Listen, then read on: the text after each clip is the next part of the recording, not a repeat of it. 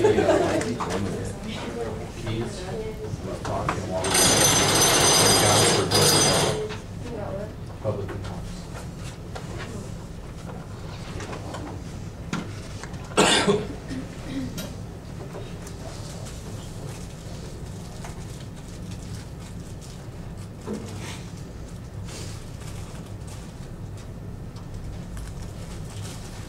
Ready when you are. Today is speech day, and I'm here to talk to you about... No, wait a minute. Let me start over. Today is speech day, and I've got something important to tell you all. For instance, how many of you are relying on scholarships to pay your way through college? If this is you, stand up. Come on, stand up. As you can see, scholarships are an important part of our lives as college students.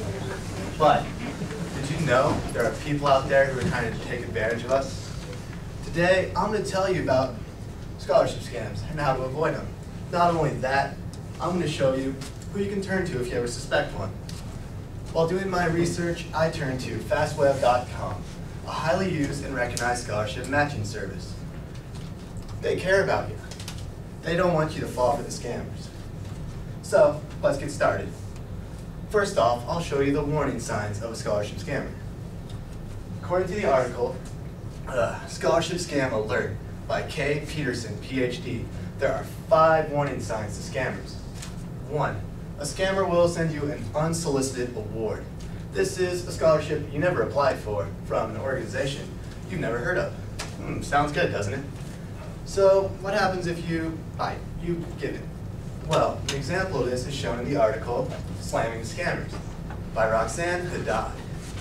Barry is a high school student. He wants to go to college. He's not really sure how he's going to pay for it.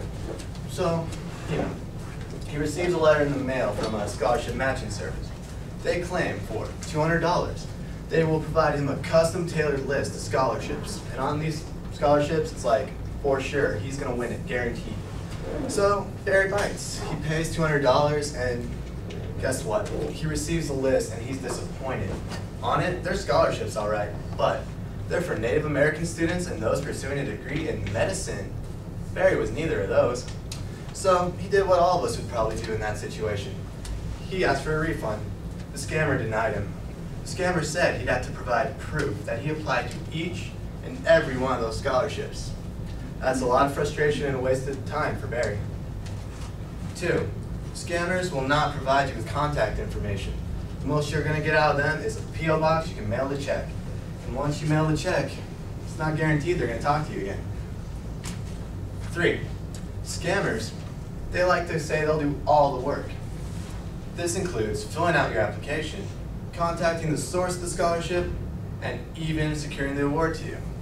Wow, doesn't that sound great? I mean, we live in a fairy tale, right? No, we don't. Life is not that easy. If you want money, you have to do work for it. Same thing goes with scholarships. You have to apply. If you want a grant, you have to apply. You have to do the work. There's no easy money.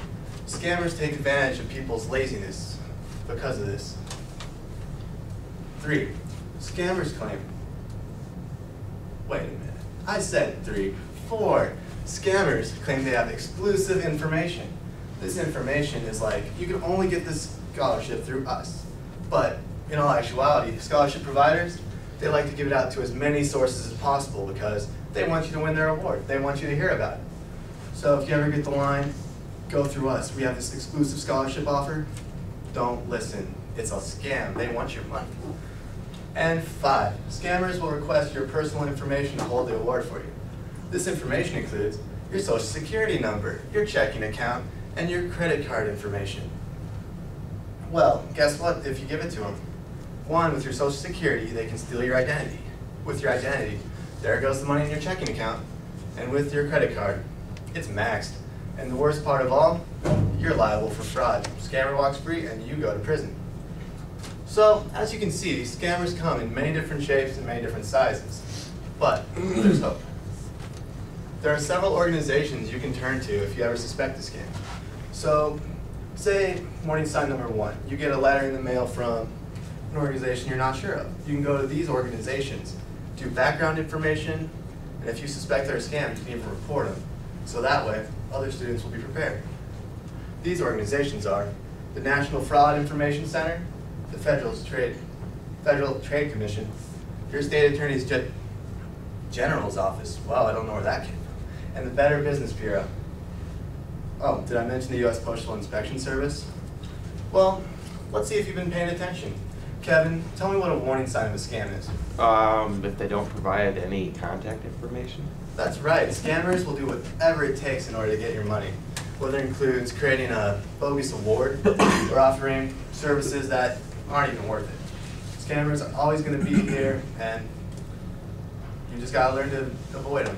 And with this information I've given you today, you're better suited to protect yourself. And with this protection, you're ready to go fulfill your dreams. So, what are you waiting for? Go for it. Any questions? Wasn't this supposed to be a slideshow? Yeah, I technically forgot about it. False awards. Sample of a false award from the Al-Azhar Foundation. Dear sir, you have been selected as one of the 2000-2001 Scientific Research Awards given out by the Al-Azhar Foundation. Basically something like that. No contact information. P.O. Box. Feel safe. Come on. Exclusive information. Social Security, credit, and check. That's not important. Okay, this is somewhat important. If you ever suspect a scam, just remember NFIC, FTC, State Attorney General's Office, the BBB, or the USPS. Yeah. Anyways, any questions? Sorry about that. No questions?